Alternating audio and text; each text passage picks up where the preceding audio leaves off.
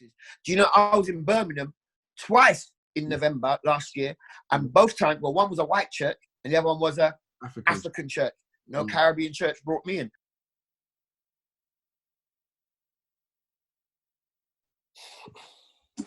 I'm just saying that Volney, in terms of platforms, no, I gave Volney one advice. He asked me, and I said to him, Volney, sing your own songs.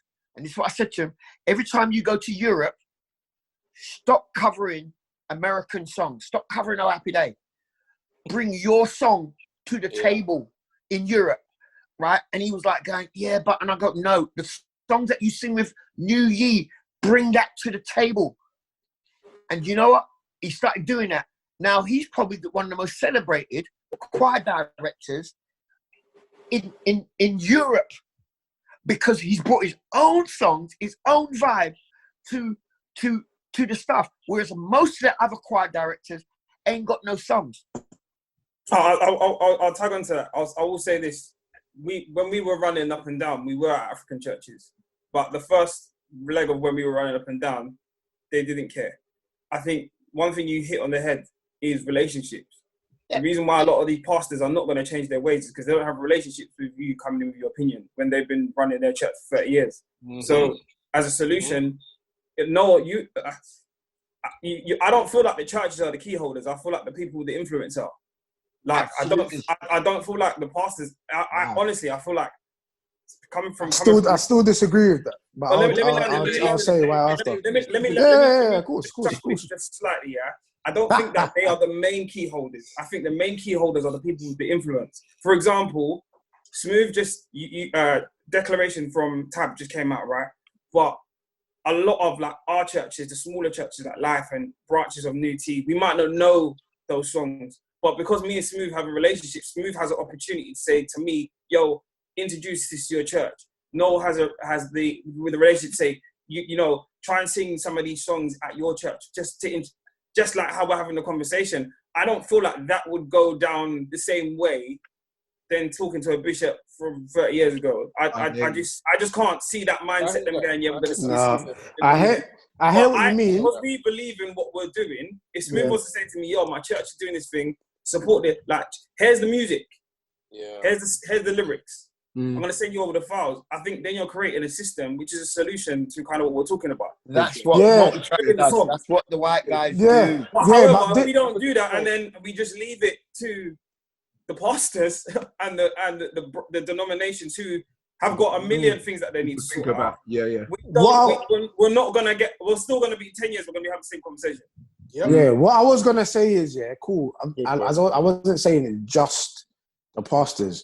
I was saying the pastors, the worship leaders of those pastors' churches and those musical directors.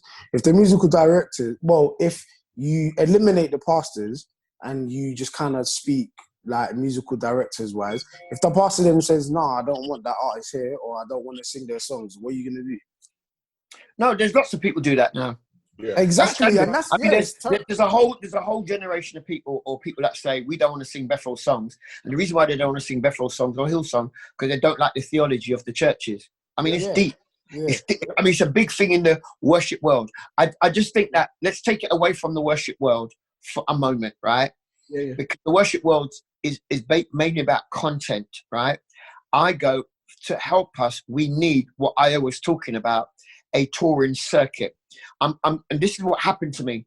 I know that most of the gigs that I do, most of the churches that I do, it's normally a full house because I'm a conference worship leader.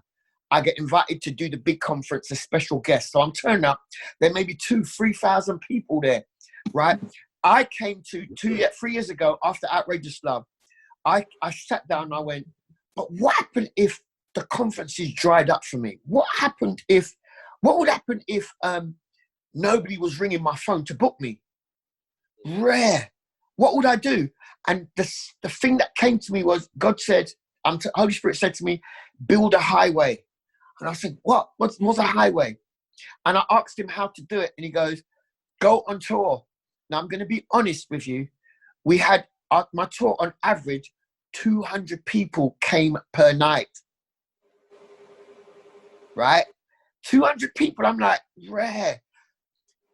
70% of the people that came out to see Noel Robinson were white. Yeah, right. but I'm just giving you. I built this tour as Noel Robinson, not as well, I'm going to come and do your church. I'm not waiting for your church to ring me. What we need is our artists, like you said, to go. I brought out an album. I need to get this out there.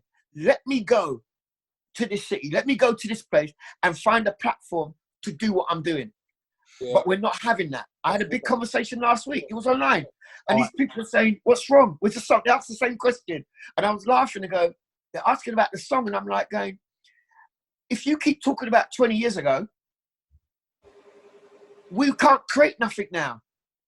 I totally agree. If there's no I can't book you, Matty, to come. I can't book you to come play for me. There's no platform.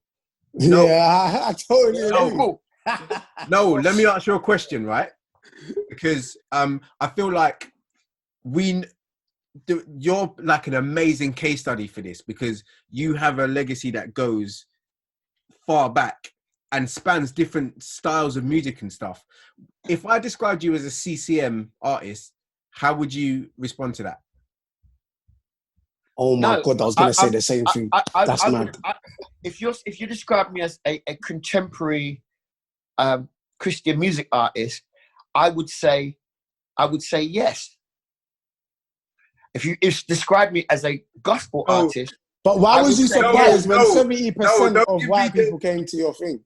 Because I'll tell you why. I'll tell you why 70% of white people came to my thing, and there's two reasons behind it. My marketing and the people that I've been playing for the last 5 years. Most of the people that I've been playing for have been mainly white congregations, right? I'm going to put it this way. I was quietly surprised because I was really blown away. I did an event at Fairfield Hall, I've done it a few years ago. Yeah, you were saying, yeah. Right? And 1,400 people bought tickets. Right? Matthew left, didn't he? He's coming back. 1,400 people came. Right? When I saw the mixture of people that came out, it's what I aimed my stuff at. There's a whole strategy for me. It's not just the black marketplace. I was pleased with the people that came out simply because it's what I aimed it at. Am I aiming for pure black art? I've done all the black churches. And I go, whoa, I can't go every year to the same church. I've got to branch out. That's the reason why I tailored my stuff. I didn't put as much spice in some of the things. Although when we do it live, we spice it up. I didn't do that because I knew that if I'm going to be full-time and live from this thing, a bit like you have to play pop. This is the question that I was. You have to play pop. So when a man is booking you, trust me. Yeah, I know you got the gospel chops, Mike, and all that stuff. But when the man goes, no, it's G, C, and D, and E minor, and this is the backbeat you play on.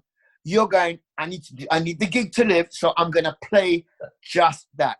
Okay. I realized that the audience that I needed to get to so I can be at my age and still continuing it, I needed to spice up enough for them. All right, so no, and this is for everybody else. I'm going to speak for myself first.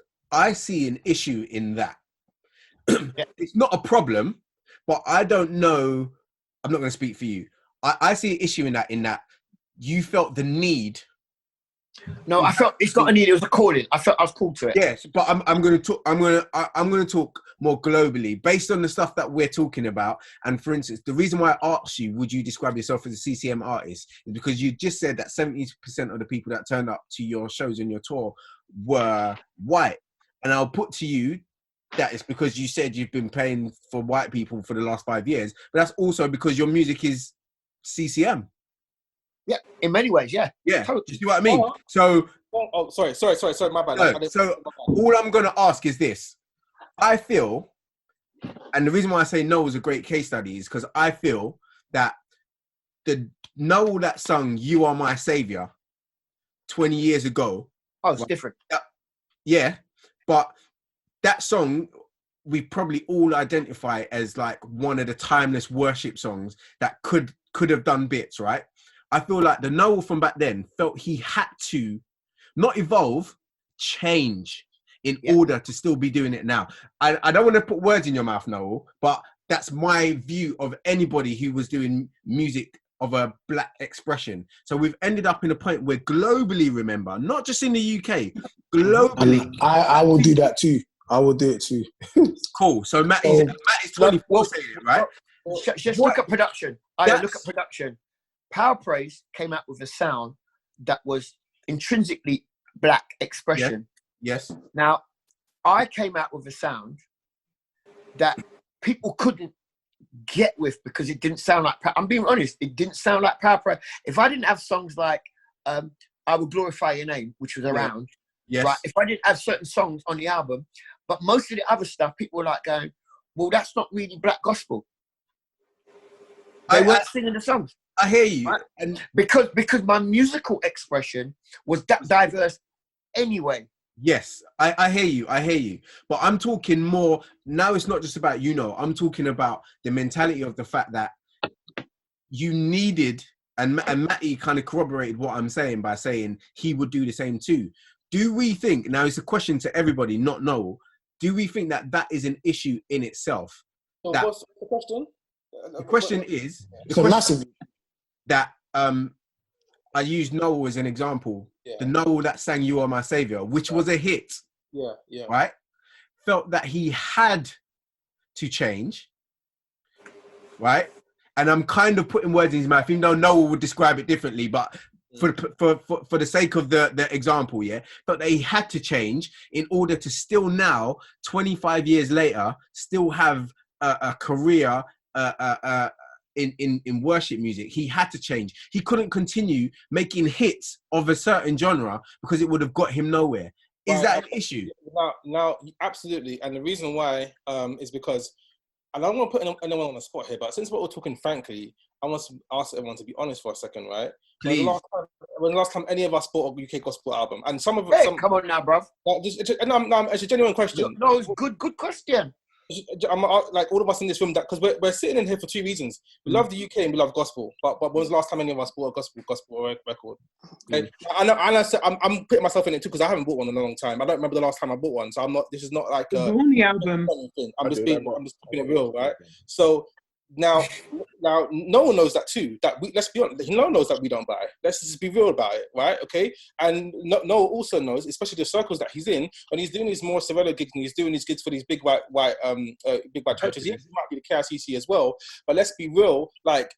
We can hear in what he's saying. A lot of his career, he's been embraced by circles outside of us, and that's what's really maintained him. I assume. That's what's maintained him. So if we are not maintaining him, even us in this discussion, then we almost have to expect that the direction might be a little different. That you can still be authentic, but the appeal might change slightly in order for you to actually appeal to let's be honest, what's paying you. Because yes, we do it for 100%. But we all have bills, okay? I'm a grown man. I'm about to buy a house with a mortgage. I can't just be doing stuff for the fun of it because the Lord says. I'm just keeping it. I'm keeping it 100. Like it's just the reality of it. Okay, so I'm with you, bro. If we're, and this is the same reason why people in this room have had to go outside the gospel space and make money. Like, Matthew's on Glastonbury stage, for God's sake. I mean, come on, like there's no churches that's paying him Glastonbury money. And I'm not gonna. I don't want to make this about money, but I'm just being honest in terms of if you want to be able to utilize your gift, UK gospel hasn't been a lucrative place for people to do it because you know what it is. Everyone in this space, none of us have bought a gospel record in the past, however long. And so when it comes, and let's be another question I would ask. Sorry, Matthew, you could jump in. Another question I would ask is if we were all promoters and someone gave us a $100,000 budget, okay, and they said, okay, we want you to make another $50,000 off of this. Which UK gospel artist would you book in order to make your money back? Exactly. Let's be real. So go on. To be frank, I think you could do it. It's just, but you're doing it based upon popularity, not timeless music. Who's hot right now? That's how you. Yeah. That's how, if I'm being honest, I know. Right. You tell me listening to now. Ryan, no. I don't think you'd be able to make 50 grand. I personally don't think. Just a random number, but I just mean in terms of. I know.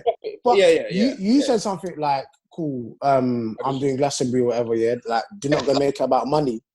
It's not even about money. It's about, am I even able to put my skill into anything, or even in a church? Would they even be accepting for that kind of energy? Are they even accepting for that kind of professionalism? Like, my church in particular, I've tried to implement it, but it's just Matt, they don't see our worth. They've not seen it. They don't appreciate us. There's no appreciation. They don't see our worth in order. I think they appreciate it. They don't appreciate it. And this is what I was saying earlier on about the churches not really appreciating what they have. What I'm saying, appreciate it. That's what I'm saying. They do. For years, sorry to cut you, Matt. For years, as I said, being in prophecy, and we progress a lot of the stuff we learned outside. So, like say myself, MDing lots of acts, Velroy. For a stage, we were MDing every literal popped act going, but then when we came back to church to kind of implement a lot of the stuff that we learned, it was frowned on. It was kind of like, well, and I think that the difference sometimes what prophecy or a lot of these churches don't understand. Me personally, I don't feel you have to be a Christian to kind of bring in a business mind into church. Yes. And a lot of the times we can be educated by people who are not Christians who can bring us business strategy. Yes. And when we were learning strategy and we're coming back into church, they weren't having it. Yeah. And like, I could look at prophecy now, and they've had the same musical director for 20 plus years. Come on, Joseph, you're preaching. Like, they only appear, and I'm being honest, they only appear mentioned. Joseph, I'm going to bring something to you. The year that you came and played at convention, all them years ago, I fell out with the bishops. Because I went to the bishops and I said, I want £5,000 as a budget to pay the musicians. And they said to me, are you stupid? We'd have to pay the ushers. And I said, I don't care about the ushers. And they thought I was disrespectful. I said, I don't care about the ushers because you know what? I can stand up there and collect offering. I can stand up, but none of them can come and play music. So I want you to provide £5,000. Right. I got told to sit down and I'm out of order. Come on. They wound me up. And the people around me didn't even back me. The leaders that are there now, they didn't even back me. This is my point, Noel. When I finally got the money and all you guys got your £300 or whatever to help with your thing, that took me 4 years to get that. Come on, Noel. This is my point. So what I'm saying is those key churches, as I said, you know, it was really prophecy and New Tea, as I said, that I kind of was like linked with because obviously our history is connected. And as I said, I could go into prophecy now. I could go into certain denominations now, and it's still the same. And these people who are in the music gospel industry, as we are here, they haven't done a thing. They only turn up every year for a convention, and that's it. But the grassroots, you know, a lot of these churches could have had studios. They could have put a budget to studios so we could churn out music. Yeah, they're not interested. And to me, they have no vision, because if you have got the same person in a position, Manchester United had the same manager in position because he was a winner. He was producing results every single time. You know what I mean? And he wasn't just using one team.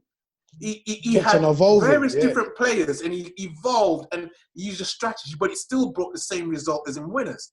And a lot of these churches are not doing it because they don't. And the honest truth of the matter is, they don't care. As long as they've got somebody to play at a convention, that's it. Yeah. They don't see beyond that.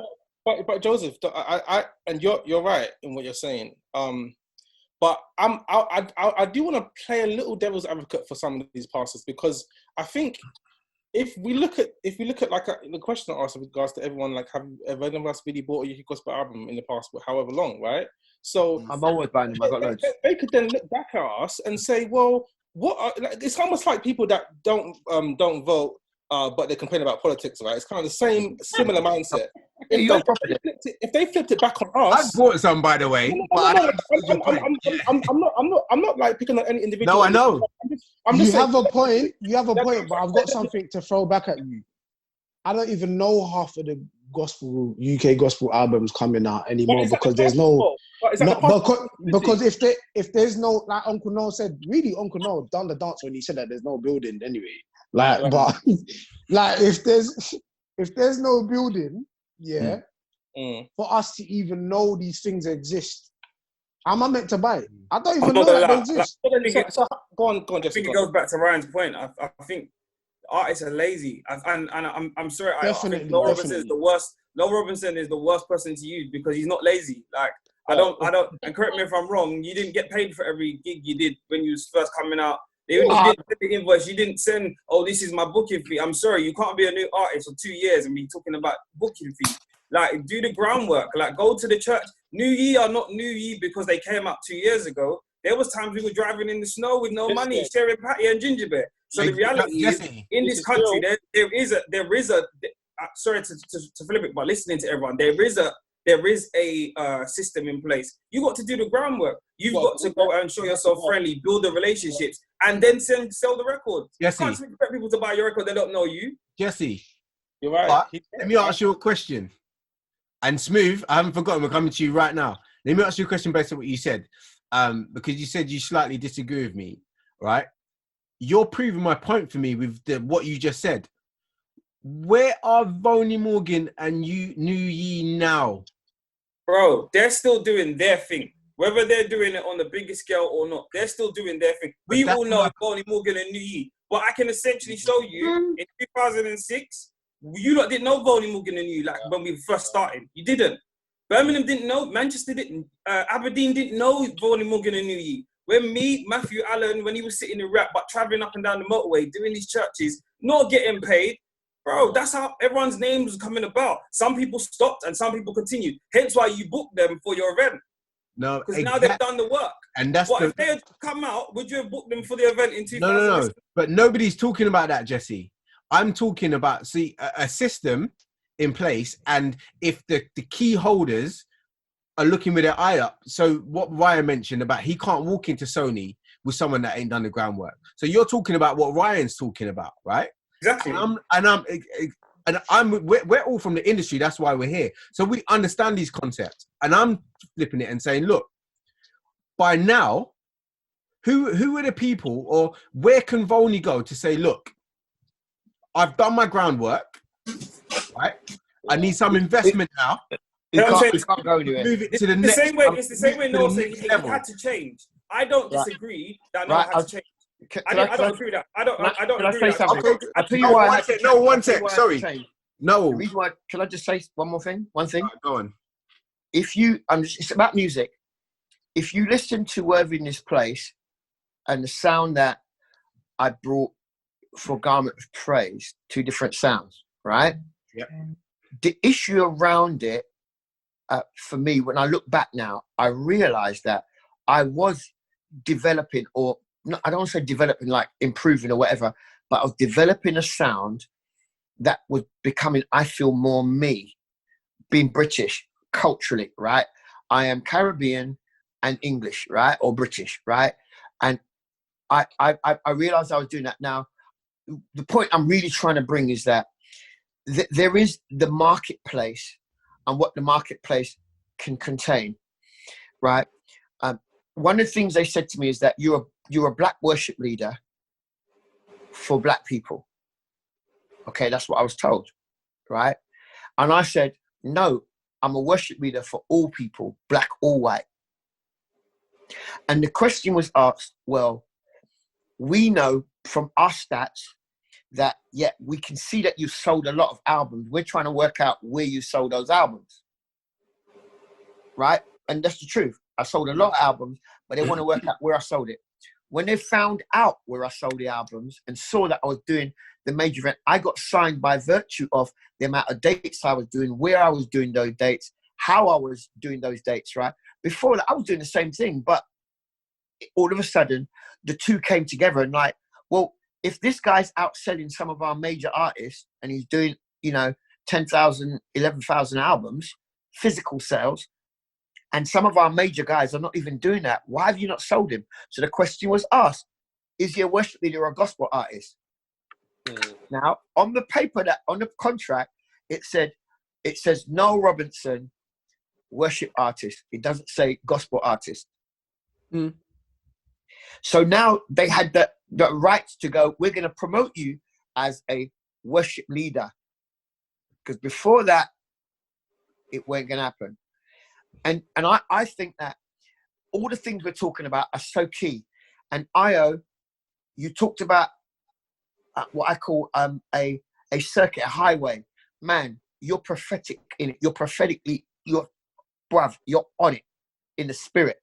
Because most artists can't do that. But people who know, LCGC was on a circuit for 6 years. We did the circuit. Not just England, we did we did Glastonbury. Hello. Right, Glastonbury's not new. I did mainstream Glastonbury Inspirational Choir, John Francis. Hello. What I'm talking about. I was on that stage, playing, main stage. Hello. What I'm trying to say to you is that. But did you headline though? Did you headline though? Did you headline though? No, but we sang gospel songs though. So did I. Blinded by your grace. No. What I'm trying to say to you, the circle goes around and round, right?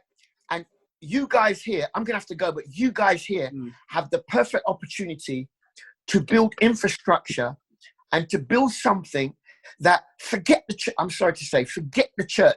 The church is made up of people.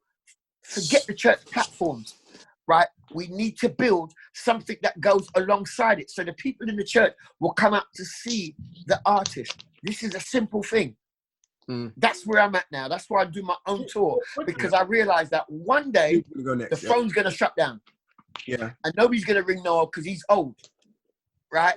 But if I've got my own circuit, Marty Pello for Wet, Wet, Wet, who knows him now? Yeah, every year he's doing a tour. He's doing a tour with 30 dates. But then it kind of makes me a little bit sad. Obviously, I just feel like it's like Chipmunk with Grime. It's like as soon as he found out that Grime wasn't really for him, he just ducked out. But someday I think you end up coming back. Who? And trying you would end up trying to. You'd have to come back and try and build, like what you said, the building. Oh no, I am building it now.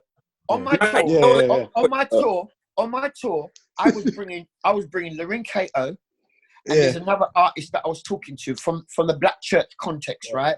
I was bringing them on the tour because I'm saying, you guys, people need to see you, and I know that the white people that come and see me, what will happen? They'll see them and they'll go, "Well, let's follow these people," simply because it's difficult to get out of the circuit.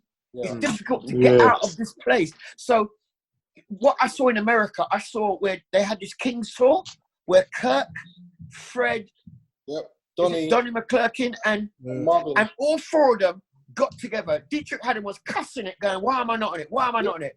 And them man were going, your time will come. Don't worry. Right? Because they were building a highway because they know that there's coming a time when the church is not going to book them. And that's why half of the artists are turning into pastors. Let's set up a tour. Let's set up a tour. Yes, one sec, guys. Sorry, provide the backline, bruv. If I can say one thing there, again, about being outside the churches. I remember when I was MDing Will Young for years, and we were talking about, I remember we sat down and talked about support artists for the tour, and, you know, that was one of the things where I was like, well, boy, you know what? Bringing into my field was gospel. Exactly. And what I did, I suggested Raymond and Co.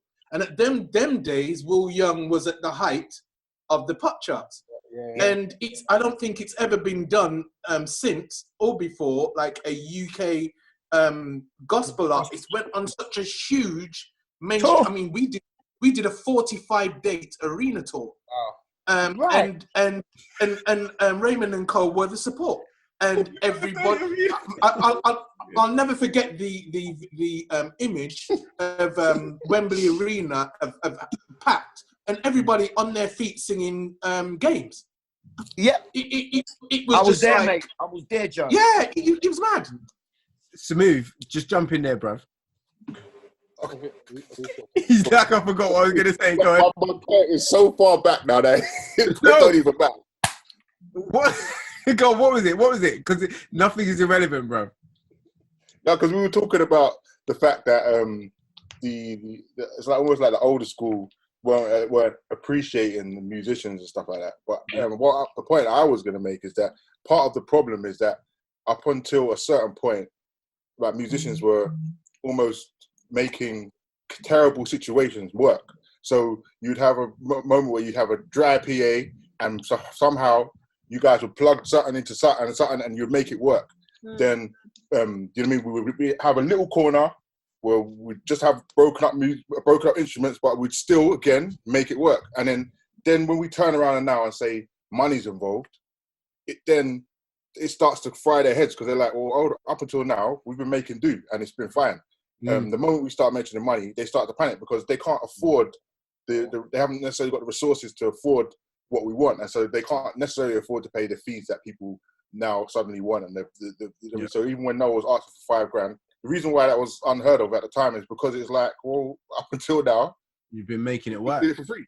You know, we can give you a patty and cocoa bread, and you've been fine with that. So like, now, why you asking for $5,000? Do you know what I mean? So it's like, it is a big thing. So like, the only reason why I can relate to it is because I see where my dad's coming from, in that they've got a small ministry, and if I dare to go to my dad and say, yeah, Dad, I beg you bring this person to my church, like, I would have to take my own money and give to my dad to finance it, because otherwise it wouldn't get done.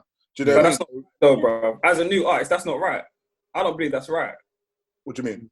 I'm saying this is speaking directly to gospel music, as artists who have songs. If you're an artist like now, and we're trying to preserve, like, I can speak to Noah because I've asked Noah to say for me, and Noah did say to me, "Oh, here's the price." Do you know what I'm saying? If you're a new artist, you got to just try and get out. Mindset shouldn't even be there. It should be like, I agree. Yeah, let's rock. Because that in the long run is going to benefit everyone. But if you don't have that mindset and you just say, well, I got an album, so my booking fee is $5,000, Smooth got and ask your dad for $5,000. Right. Yeah. No, I 100% agree, because I'm still of that same ilk when it comes to musicians. Because like a lot of musicians now, when you want to have a conversation to do something for you, even if as a little favor, they're looking at you and they're saying, yeah, cool, I'll do it. It's £100. And it's like, I remember when I was younger and coming up, and people would ask me to come and jump on and say, listen, like, for me, it was an opportunity. So I would do it happily for a drink. Even now, if certain people call me now, if you say you ain't got no money, I'm not proud. I'm going to be like... Thank you, Smooth, for the other day. Thank you, Smooth, for the other day. I've not forgot. Don't worry about that. And I think it comes down to you have to work out the scenario. You have to work out where it is, and your heart will speak. And then if your heart's kind of saying to you, cool, just let this one slide, let it slide. But certain times... It's how you build good relationships, man. It's so true. Yeah. Alicia, it's how you build great relationships. Alicia, go on. You were going to say? You know, just in telling of what Michael was saying. Mike, you were talking about the churches and $5,000 and whatever. I hear what you're saying, but let me just say something. A lot of the old school churches, the foundational churches, the older ones, Church of God of Prophecy, New Testament Church of God, New Testament Assembly, Kojic, all those older school. I don't want to hear about you being 60 odd and you still ain't got the money. I don't want to hear right. I hear you, but wait. I'm tired of it. Because when the Americans come over, you find the money. But you cannot look after, you just about want to pay a meal ticket in convention. I'm tired of it.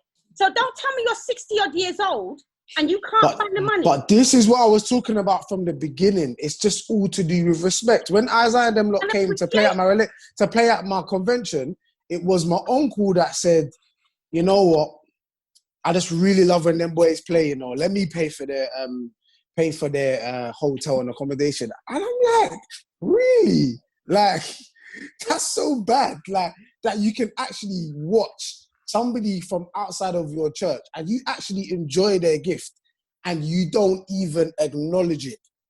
Wow. That happens nowhere other than our church. Nowhere other than our church. Yeah. I think our churches believe key denominations,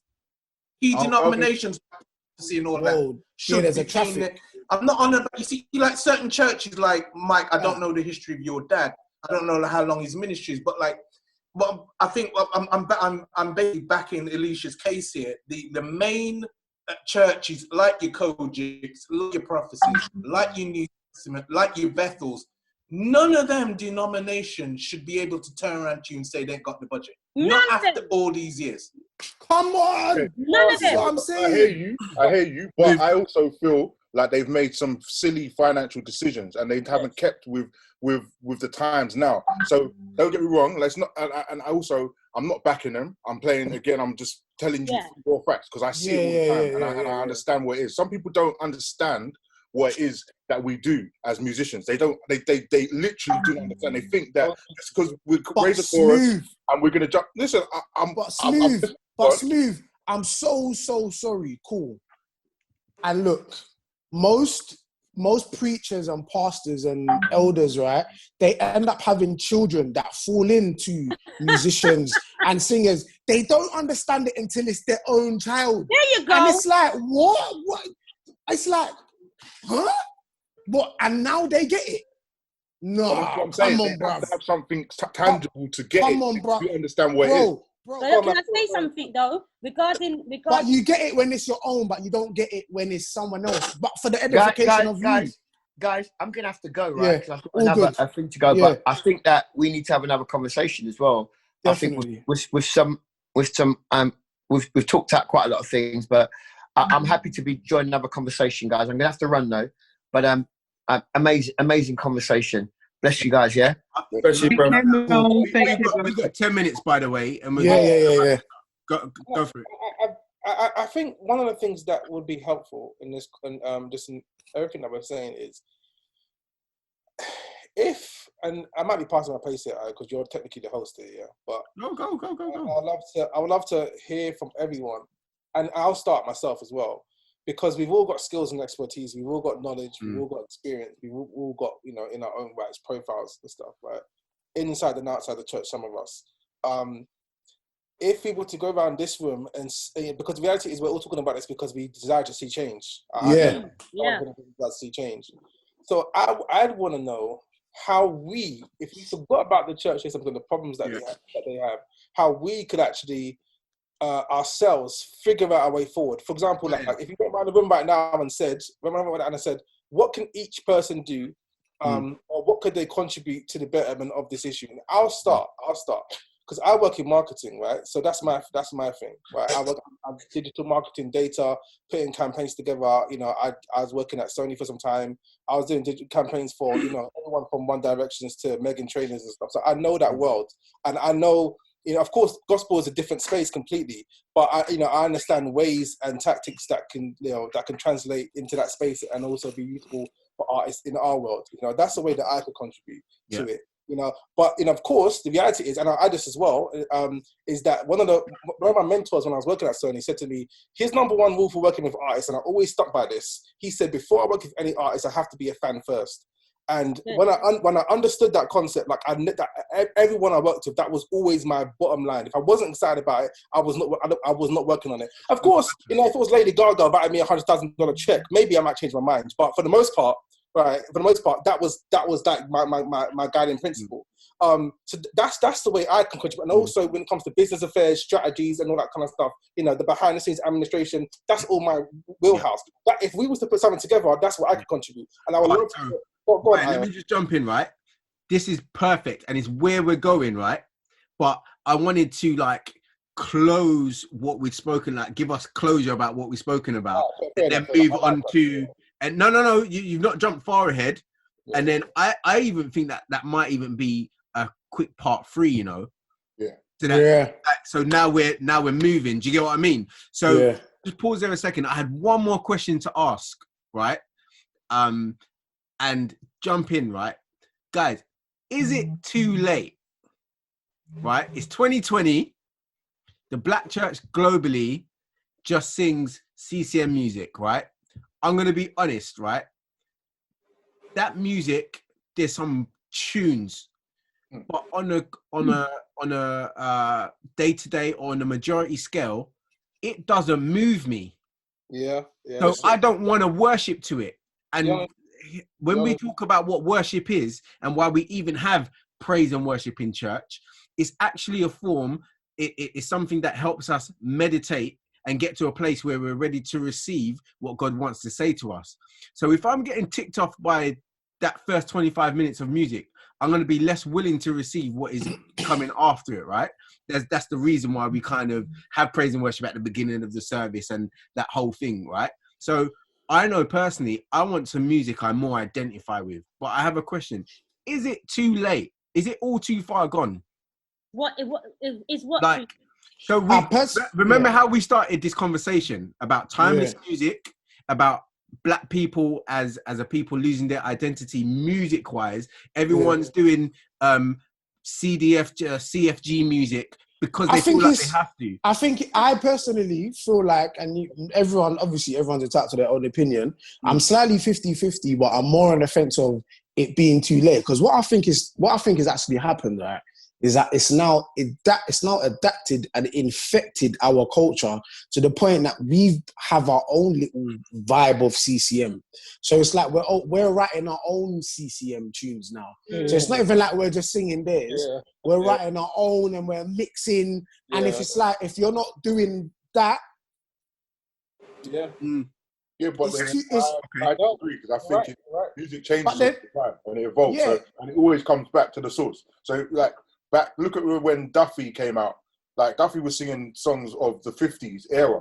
Like, you know what I mean? But it was cool. Like, do you know what I mean? When Amy Winehouse, she was singing songs that were not like current to the time that she was in. But it's one of the ones where you just have to do it and push and force the issue. So, and I think one thing which is quite key that Jesse said, which I never ever thought of, is that if we ask our peers and say, yo, my church has written a song, I've written this song, what do you think? Do you mind checking it out at your church, or do you mind bringing it to the band and see what they think? I think I never ever thought of that, because do you know what I mean? Like, who would have thought like that?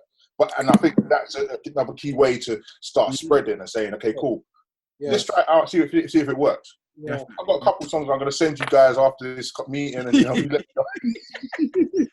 Bro, I've sent it, man, because I'm tired of singing O. I'm tired of playing like 4165. I'm over it, bro.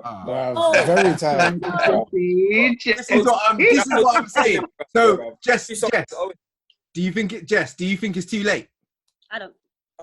No, because I feel like we're the driving force. Yeah. I feel like if you stop the engine and you change direction, you're going somewhere else.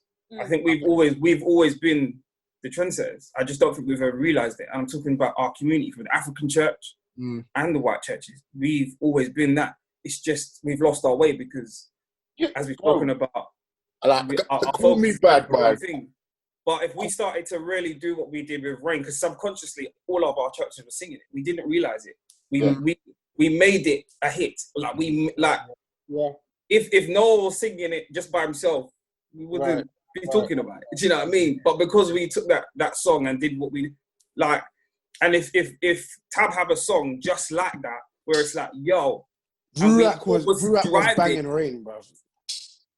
After that, every man started endless, singing. man. It's endless. I don't think it's too late. I think the gospel needs to be out there. Still, it will never. God said to teach the gospel, get it out there some way, somehow. Just do it. Yeah. Are we talking globally or just UK? We start here.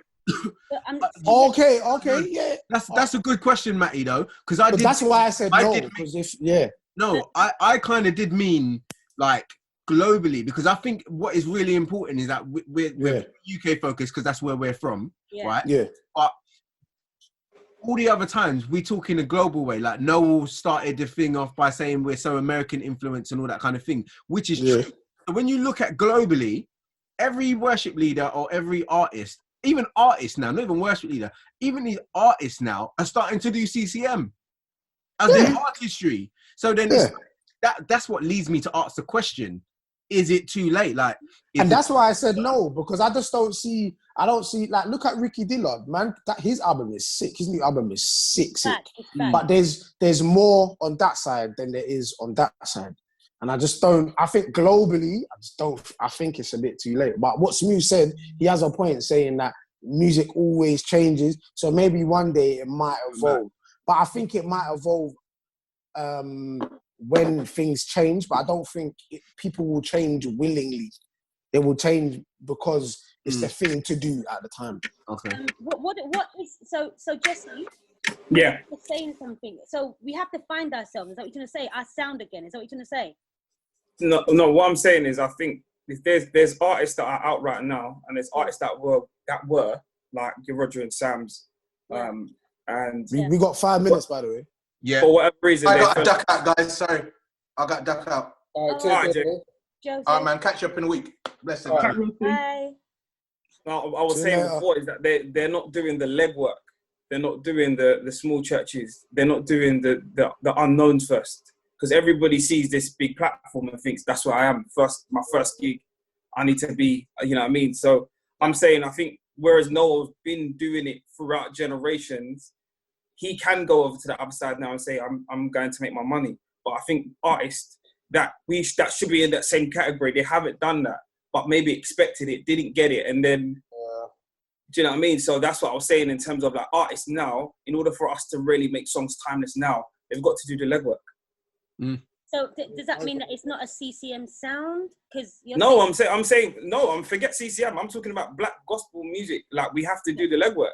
You can't just have a good song anymore. You've got to let people know who you are and, you know, put yourself out there. Okay. Agreed. All right.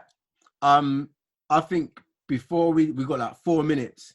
I guess everyone could go around and just as like a preemptive measure to like a final part 3 before we just like talk about what we want to do, if anything.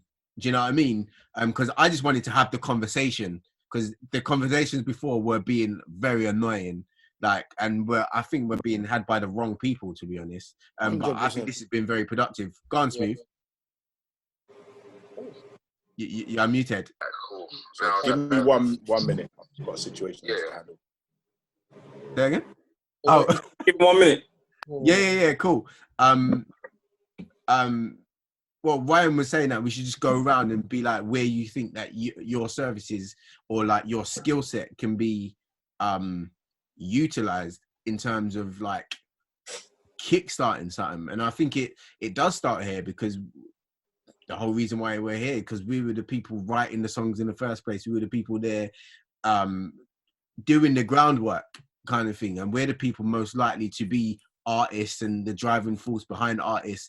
People's going to be asking Matty, like, you see those guys on Insta every minute playing for everyone's church who wants to do an online video. Do you see what I mean? So they're already be in the engine room of what's going on. Do you know what I mean? So yeah, I think it was an important thing that Ryan was coming to, and I think it's definitely the next step. From there, listen, thanks everyone for your involvement, man. Love. Been dope. Big up Matty, who has provided the unlimited account. And yeah, I'll hit everyone up in the group. We'll have one more of these, and just get to work, man. Yeah, man. Definitely. Yo, we need to tour the albums. Yo, I'm ready, bro. Man's ready, cuz. Let us go. Honestly, let's do it, man.